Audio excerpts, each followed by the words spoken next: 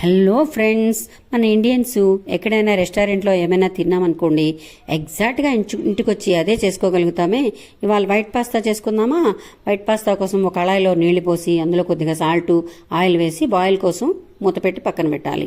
ఇంకా పక్కన ఇంకో కళాయిలో కొద్దిగా బటర్ వేసి అందులో మైదా వేసి కొద్దిగా బాగా వేగినాక అందులో పాలు వేసుకోవాలన్నమాట. పాలు పోసి వైట్ పాస్తా కోసం సాస్ తయారు చేసి పక్కన పెట్టుకోవాలి.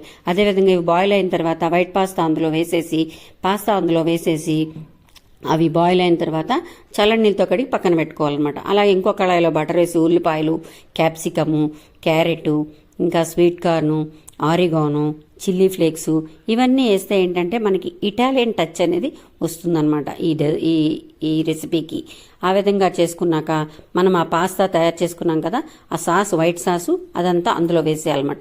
వైట్ సాస్ వేసిన తర్వాత పాస్తా కూడా జోడించేయాలి. ఇంకా సరిపడా సాల్ట్ కూడా వేసేసి దాని మీద చీజ్ వేయాలి, చాలా ఇంపార్టెంట్ ఇది. ఇంకా కొద్ది చిల్లీ ఫ్లేక్స్ వేసుకొని సర్వ్ చేయడమే. White pasta ready.